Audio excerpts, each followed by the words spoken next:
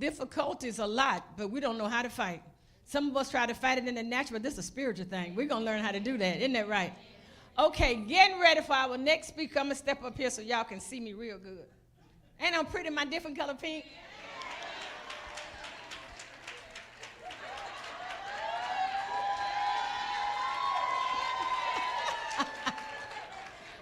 Y'all, I don't know how to order stuff. My girl's over here. Come here.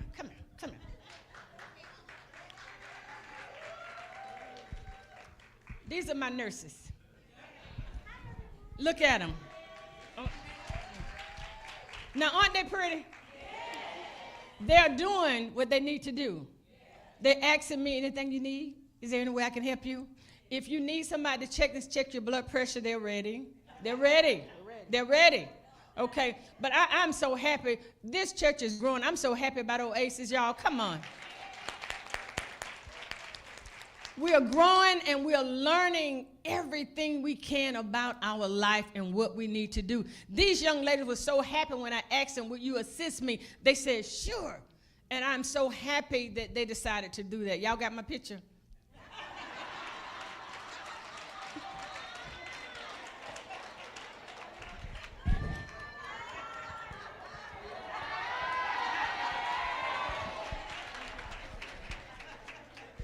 Okay, praise the Lord. Now the comedian is going to sit down.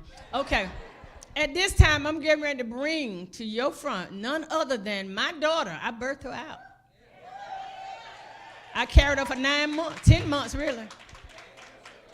A whole week in labor, but she's worth it. Let's give God a hand for Teneshia Murray Butler.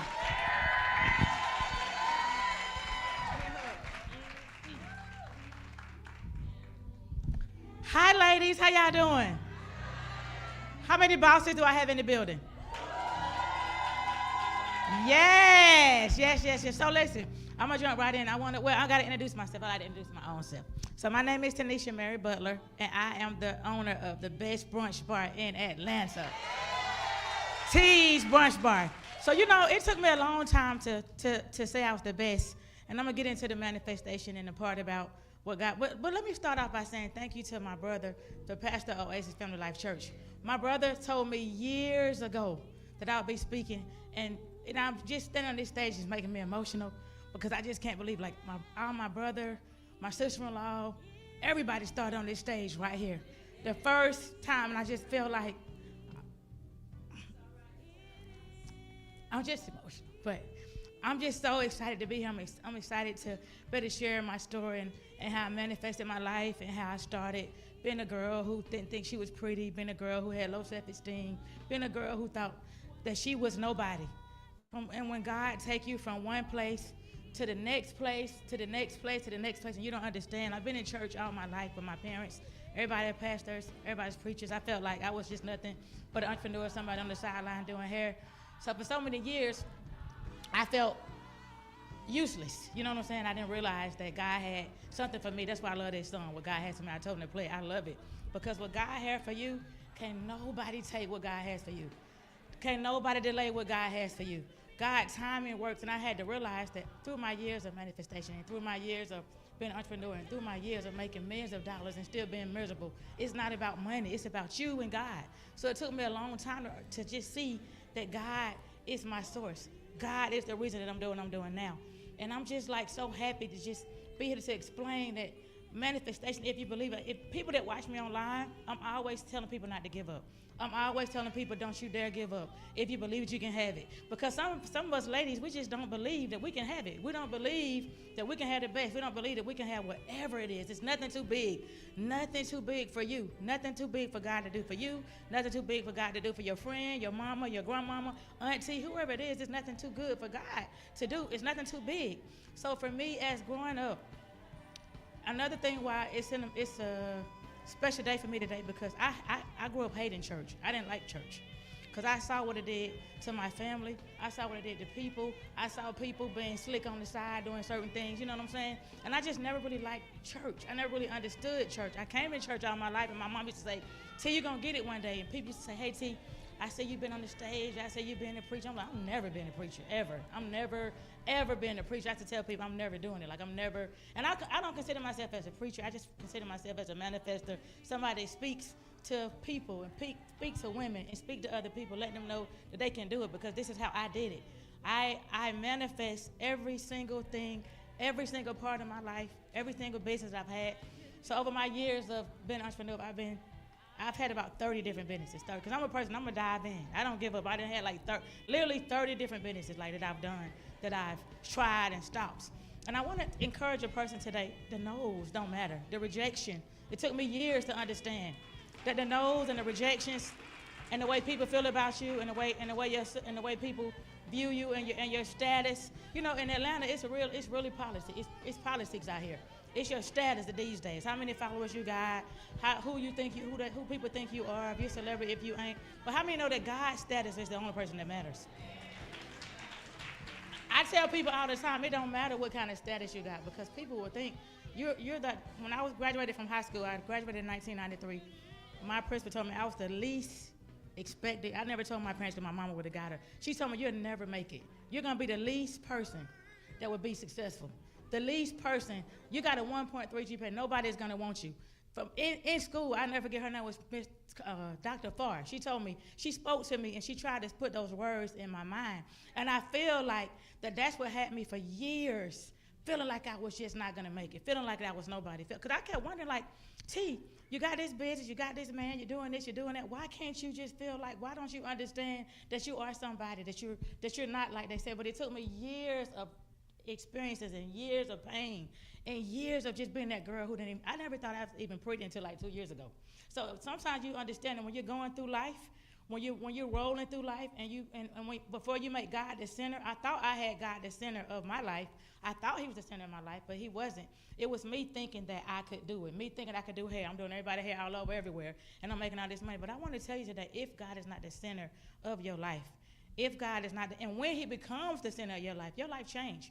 Over the last 3 years, when I was telling my mom, before I turned 50 last year in 2026, and you know, I felt like that I was never gonna see 50. The devil had me thinking, like, I didn't even want to tell nobody. I didn't want to tell people that, like, I had a party at 49. Everybody came to my party because I didn't think I was gonna make it to be 50. Because the devil told me that I ain't gonna make it. You're gonna die. You're gonna this. You ain't this. You ain't gonna be that. You ain't that. So the thing that made me, when I woke up at 12:01, I was touching my head. I was like, I'm here. I made it to be 50, but I thought when I got 50, my posture started to change for God. My posture started to change for my business. My posture started to change when I said yes to God, to make me understand that I can have anything that I want to have. So I just want to encourage somebody today that if you manifest what you want, and manifestation is things that you can't see. It's things that you can't imagine that you can have. When I started the restaurant business, I always like to tell this story. When I started like 2021, but the idea came and I started the process in 2020. I lost everything in 2020. I had hair salons. I had a chain of hair salons. I had a trucking company. I had all kind of things, and I lost everything. Like when COVID shut down, a lot of us lost a lot of stuff. But what I didn't understand is growing up with all the church stuff, them saying, trust God for this, trust God for that. You're going to have this. And I said, well, God, how am I supposed to have anything when everything is taken away from me? I have no salon. I have no way to make money. I was just totally distraught. Like, what am I going to do to take care of my family? I'll never forget, I was walking in my neighborhood, and God told me, T, I said, God, I don't understand this. You're not talking back. I keep talking to you. You're not talking back. What am I supposed to do with my life from here? He said, you have to trust me. I'm building you for something great. I'm building you to teach faith. I want you to understand, I want you to understand that you gotta be able to speak to something and believe it no matter if it looks bad. You gotta be able to speak to something in your life and look at your hair salon. You don't have nothing, but you can't go by what it looks like. You gotta go by what I'm telling you. I said, well, how am I supposed to do that? And I don't have nothing. I'm looking at nothing. I have nothing. So he said, you gotta keep going. Then he stopped talking. So then I had to start walking. I'm calling my mom all the time. I'm getting these restaurants open. I'm trying to do this and I'm trying to do that. I don't have enough money. And that's why online I always tell people, don't trust money. People look at me online, they look at all my Instagram posts and they say, oh God, she just got millions of dollars in the bank. She doing this great thing. But at the end of the day, I got a whole lot of faith in the bank. A whole lot of faith every day. I'm walking. I'm believing. I'm trusting God every step of the way. Everything that I'm doing, I'm believing that I can have it. So I get into the restaurant business, and I open my first one, and I'm like, man, like, I didn't understand that it wasn't like a hair salon. Like, you can just pop them up. Nobody told me that I could just get to it. I can get salons like 3 at one time, and it's okay. But with the restaurants, I didn't know I couldn't get 3 or 4 at one time, and it's not going to be okay. So I'm popping up these restaurants like crazy, getting them up, and I didn't understand. This was the hardest business that I had to tackle, and it was hard. Nobody would give me loans. Nobody would give me funding. Nobody would give me anything. So I'm like, I'm on a hope and a prayer, trying to open each restaurant, and then to go into the restaurants, but they don't have customers. No business. I'm doing everything that I can. No business, no nothing. Trying to keep myself believing God said, I'm building you for something great. You got to trust me. You got to keep trusting me. So I always tell business owners, even though it looks bad, even though it looks like nobody's coming, even though it looks like you ain't got nothing, that God still see you. I tell people all the time, God is watching everything that we do, everything that we say, everything that we tell our friends, everything that we're on the phone saying. And then you can't hide from God. You can't hide from what you're doing. You can't be slick and try to do things, because God see every single thing that you do. He's seeing what you say. So I started saying, you know what? I'm going to just get better. I'm going to start speaking better. I'm going to start speaking life into my business. And I wanted to give up so many times. I said, beg God, let me give up. Let me stop. I don't want to do this no more. Why can't I just go back and do hair? I was doing hair when I first started my restaurants too, because I think I had retired like 2 or 3 times. This last time, it was specific. It was like, I think 2023 or 2022, God told me to stop doing hair. He said, you're doing hair because it makes you comfortable. You're doing hair because you know you're going to get clients that I'm allowing you to get. I'm allowing you to get the customers. So you're going backwards because you're uncomfortable, and you think that's going to make you comfortable doing hair. So he told me to quit. And I said, well, can I give my clients a 2-week notice? He said, no. I said, well, I got clients everywhere. I can't just stop doing hair like that. And I stopped doing hair, and it got worse, y'all. When I stopped doing hair, the restaurants dried up even more. Like, I'm feeling like, okay, I'm not doing hair. I don't have no money. I got all these restaurants, all these bills. What am I supposed to do? So I learned to lean on God. I learned to trust God. I learned to walk around in my building and pray for the chairs. I learned how to anoint my door with oil. I learned all the things that I'm learning. It's like contradictory. I have to tell my mom all the time, like, Mama, you keep talking about all this God stuff and it ain't work. You keep telling me all this God stuff. All you talking about this God. One time I even got mad at her and I stopped talking to her about a week. Because she said, T, that's all I know. When I talk to her, she's talking about God this and God that and God this and God that. And I'm like, Mama, it ain't working. Your thing do not work. I'm telling you, it ain't working. So I was mad at her, so I didn't talk to her for like a week. And I said, you know what? And I told myself, I said, T, you know, you wrong for that. Your mom, she would text me scriptures, and I'm swiping my phone. I don't want to see no scripture. I don't want to see nothing about what you're saying, because I'm frustrated, I'm busted, and I'm disgusted. So I will say my journey for being entrepreneurship now to where I am then to where I am now, and then it's still never, I always tell people all the time we have different seasons. So winter, spring, summer, fall, due season, and all along come back around. The due season is when God has given you everything that you cried for, everything that you believed in for, everything, every way that you went, every night you lost sleep, He giving you all of it back.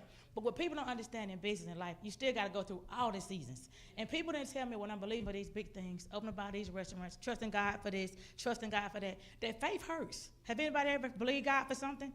And while you're waiting on it, the waiting room, it hurts. It makes you it's not coming. Like a lot of people trusting in God, everybody, you know, want the rich man, everybody want this. Y'all threw me off because that relationship panel was so good. I was like, man, because I have been through so much for relationship, but I'll get on that later. But manifesting your destiny, manifesting what you believe God for. So the restaurant, so my mom, I thought finished, I had to learn. So my journey, my real journey for seeing faith and manifestation for sure was when I started to get my restaurants. When I started, because you know, people can talk about faith all the time, but if you ain't seeing God do nothing, you like, okay, I ain't seeing Him do nothing. So everybody talking about all this God stuff, I ain't seeing Him do one thing. So I started to pray. And I said, God, you know, I really don't own nothing. I have nothing. I want to own commercial real estate. I want to have something that I own. I'm leasing back and forth all the time, leasing this, leasing that, and I have nothing of my own.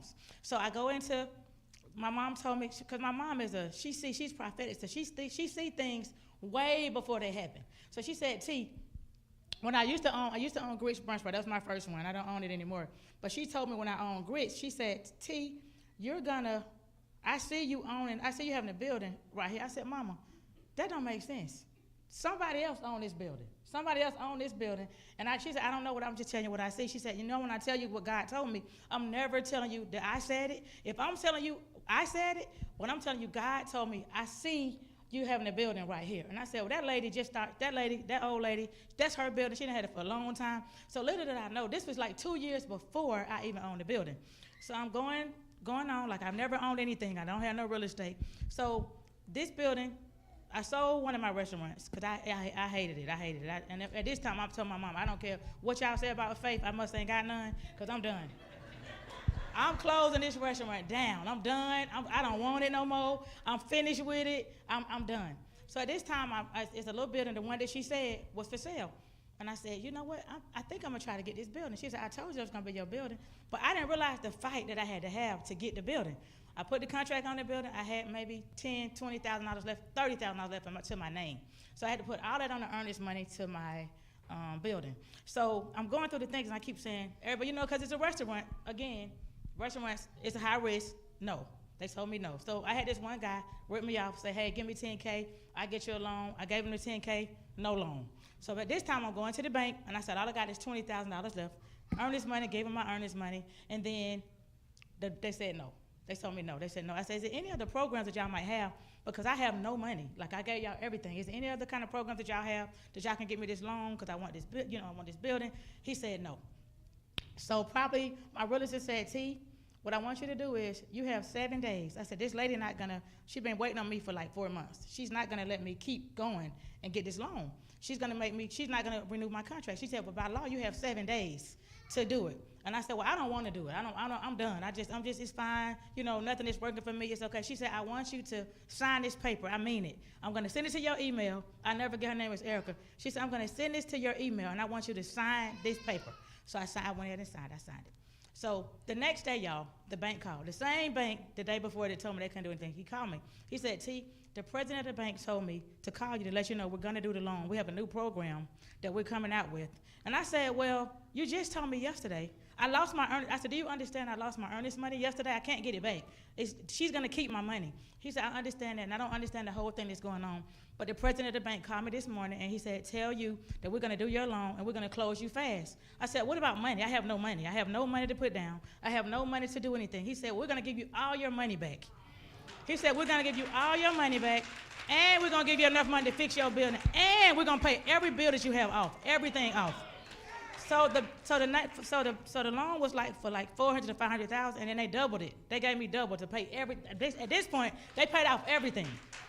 So this is my first time really seeing the impossible. You know, this is my first time really seeing manifestation work in live color, not what nobody else said. Not what my mom that he did for my mama, my brothers, my dad, and my friends. I watched them tell me no, and then I couldn't believe it. I kept saying, well, hold on a minute. I told my mom, I said, I don't know if I'm gonna believe this until they close. I was screaming, I was crying. I said, but that was moving quick, fast. The day I closed, y'all, when they gave me that check, it was unbelievable. But that was God showing me that if you believe it, you can have it. I said I wanted it.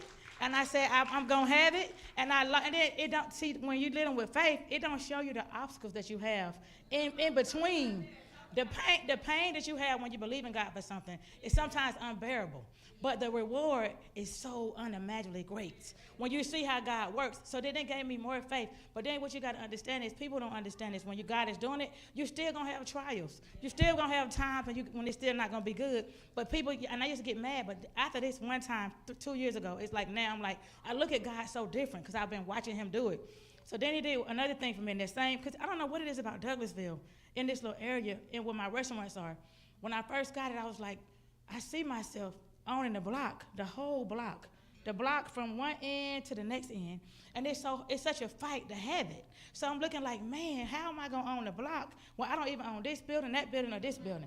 But now, when I see how God moving, I'm like, okay. I said, God, I see what you're doing. I see what you're doing. So in the middle of my sale, I had Red Velvet Bistro. Now, how many of y'all know me? Now, I'll pop up a business in a minute. I call it 50 names. I change it 50 times. I close it down.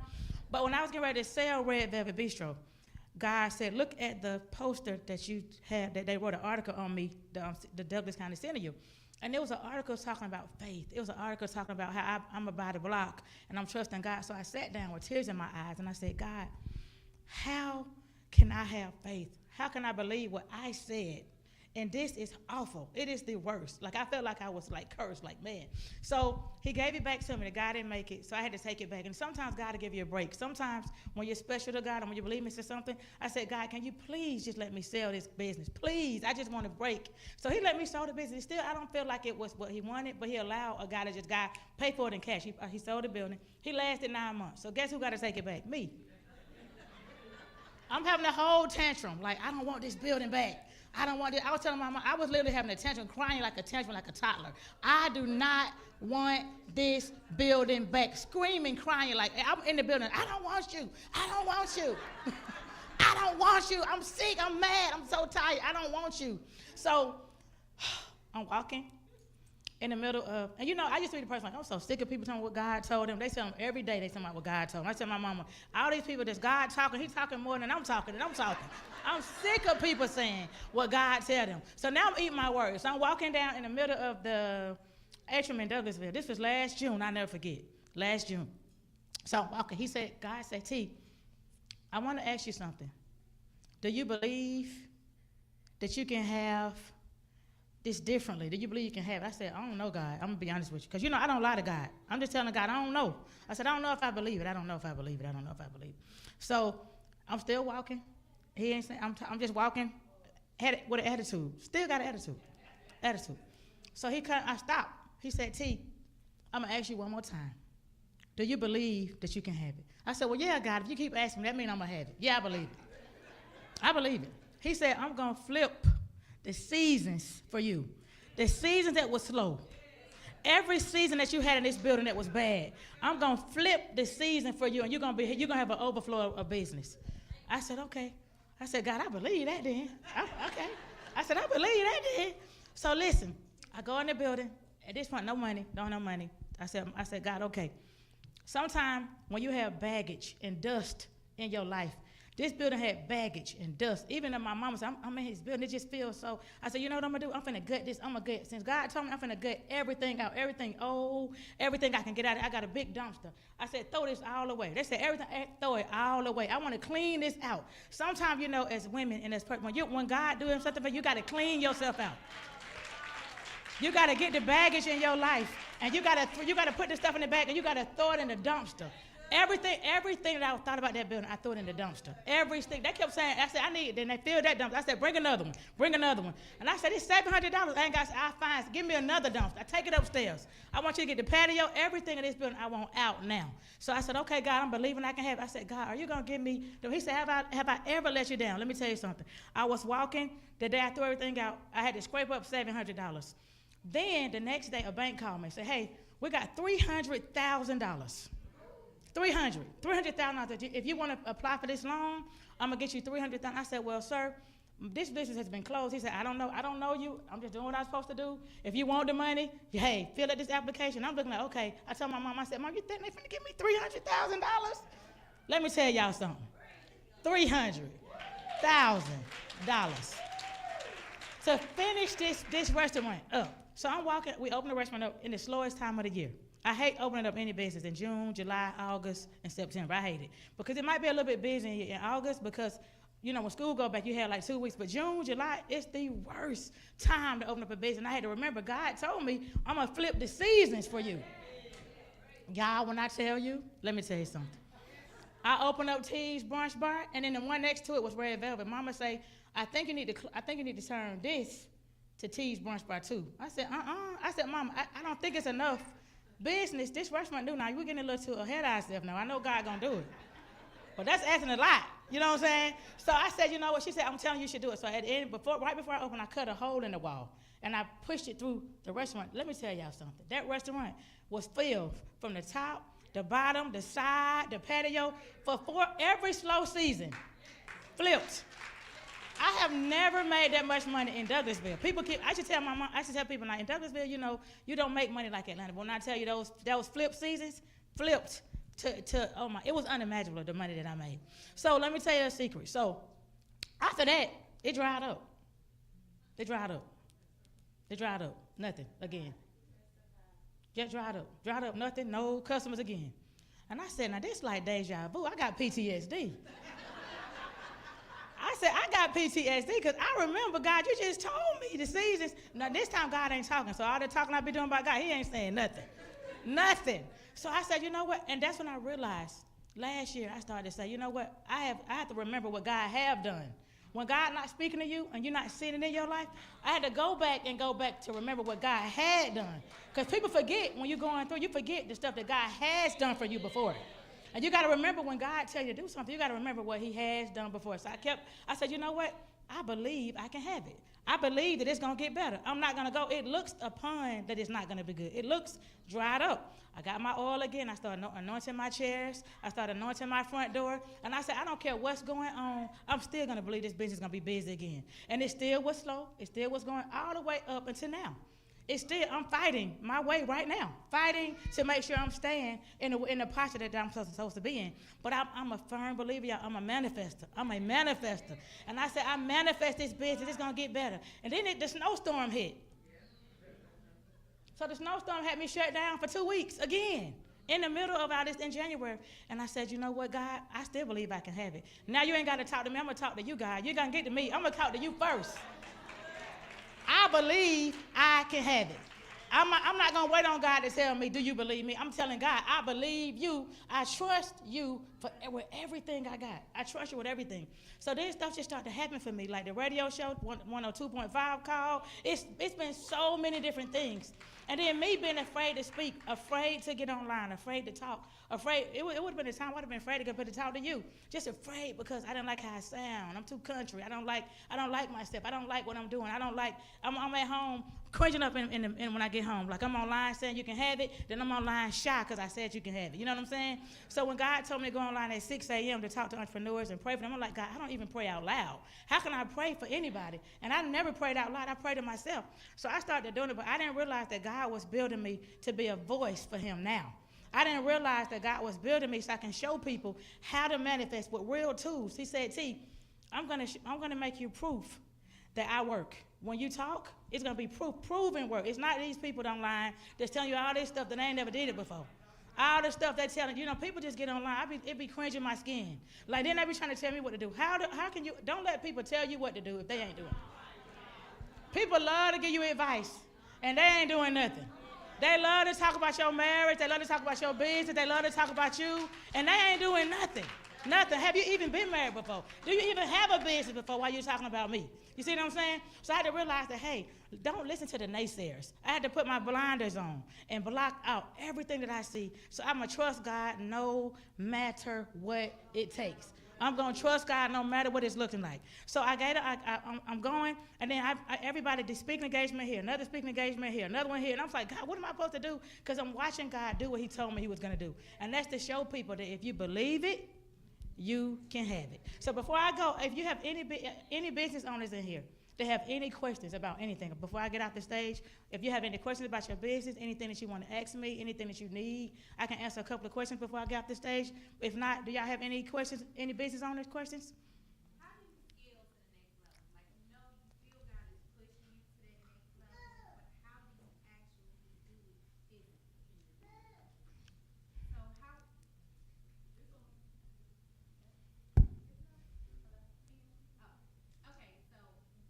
how how do you scale your business to the next level? Because you feel and know that God is pushing you to do it. But how do you physically do it? You just do it. So I'm gonna tell you the secret. So when God is pushing you to another level for your business and you can't really physically feel like you can do it, you have to push yourself. That's the name of the conference. You have to push yourself to do it anyway. And for me, I'm a person, I just do it. I don't get scared until like I'm die. I don't know how to swim. You dive in some water, they throw me in some water, I'm be having a fit because I can't swim, but I'm a diver. I would jump in and I don't get scared to the end. But I feel like when God has pushed you to take your business to another level, you got to just do it. You can't be scared. Fear makes you stop. And for a long time, fear, and then you feel like you're not good enough, and you feel like you're busy. So many people around you. Like it's a brunch bar on every street. Italian restaurants even selling brunch, but they can't do nothing with T's brunch bar though. You know what I'm saying? But I'm just. But you got to understand that competition is good when it's the right way. Collaboration is the best way. You see what I'm saying? So I feel like Don't worry about what people got going on around you. When you're pushing yourself into your destiny and manifest yourself in your destiny, it'll go. You just got to do it. And then God makes everything else work. I just do it. You see how he just made it work? I said, okay. When you say yes to God, that's another thing. When you say yes to him and you let God be your will, I had to put what I wanted to the side. I said, God, you know what? Now I only want your will. I don't want my will anymore. I want your will. And when you want his will, it aligns everything together. Yeah.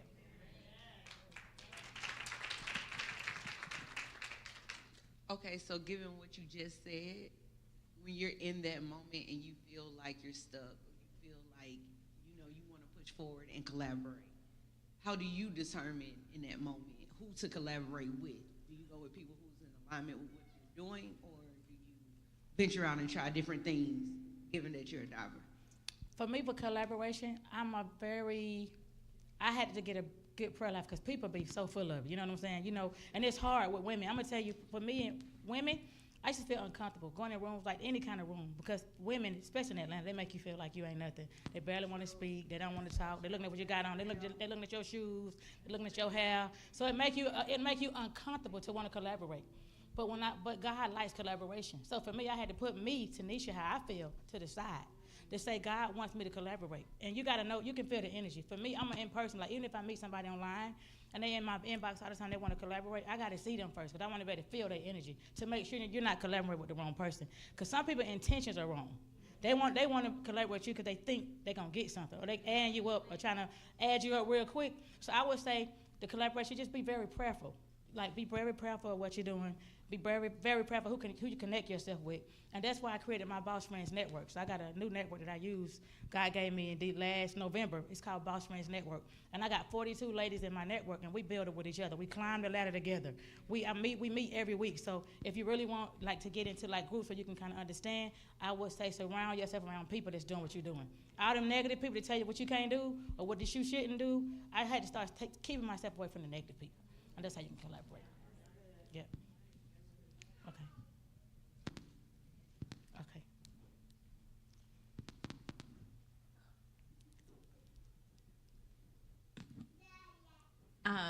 How do you navigate the stigma behind debt? I feel like that's something that I struggle with. I don't know if it's faith or what, but just, I guess, willing to bet on myself to take the loan, to do this. Like, I'll do little bits here and there, but the thought of getting this massive loan to expand, to do whatever, how do you navigate that? Girl, I'm full of debt.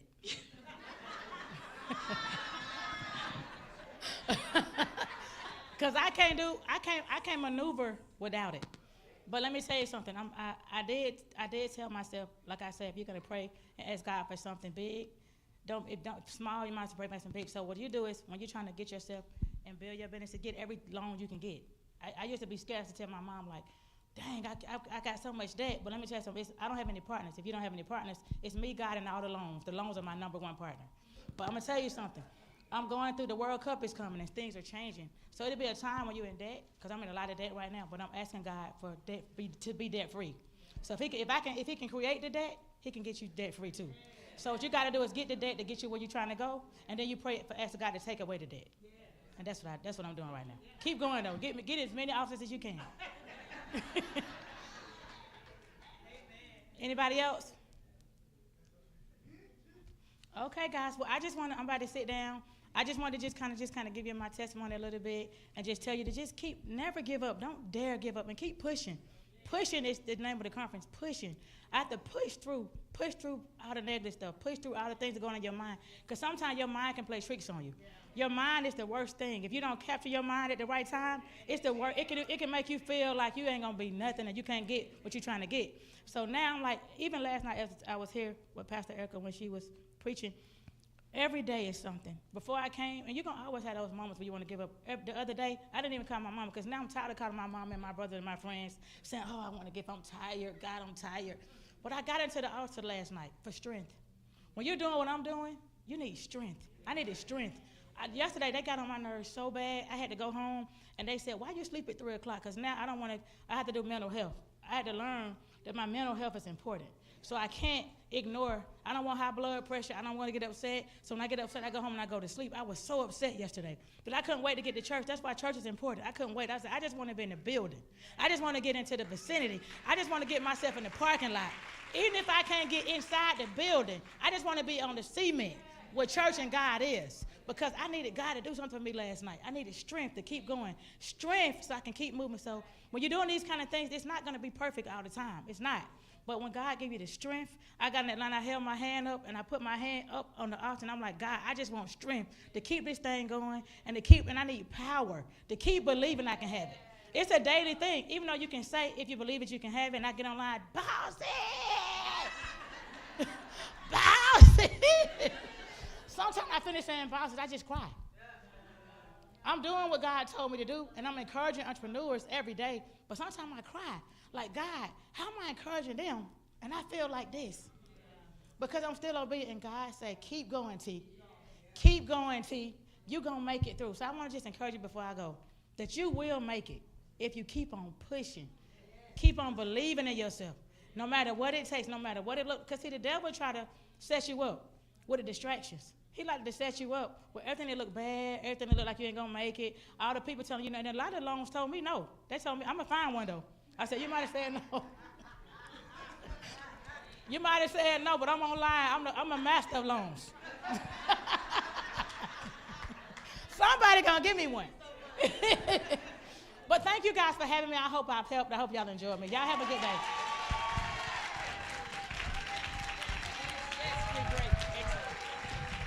All right, let's give her a big hand. Yes. Listen. With everything that has been said, how many have learned just one thing at least? Now, if you get that one thing, and right now we're talking about pushing, because there are so many things that come, and I know men have problems too, but right now we're talking about ladies, right? We have so many things that come in our lives that make us feel like we're just going to shut down. You know, I told you I had never seen anybody that decided not to have a baby when they was on the delivery table. My sister right there, that one right there, I'm in the waiting room with her, in the room. Now, see, Teneshia just got us through the waiting room, but I'm actually in the delivery room with this child. Von is how old? 44? 41 years old. That's 41 years ago, and you know, they didn't allow people in there with you. But she was in such a bad shape. I said, I can't leave my sister. I got to go. So everybody the nurse said, ma'am, you're not allowed. I said, honey, I'm coming in here. And I went in because she was crying. I ain't going to do it. She was holding on to me. I can't do it. I'm not going to do it. So she's at a 10. They said, all you got to do is push. Miss King, come on, push. And I'm telling her, push. And you know she got big legs. I'm holding one leg saying, push. And I done pushed her till I'm straining myself saying, she said, well, I ain't doing it. And the doctor said, excuse me. Then we had doctors, not midwives, doing it. The doctor said, excuse me, what did she say? I said I ain't doing it. With an attitude. Now, she's the one that has a bad mouth. She think Teneshia got a bad mouth. She can curse so bad. I'm saying, where did that come from? And she told them, the doctor and the nurse, and the baby is right there. She said, I'm not doing it.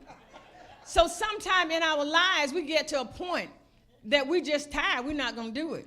But God said, I'm giving you the power to push. But you got to accept the power. She didn't want the power.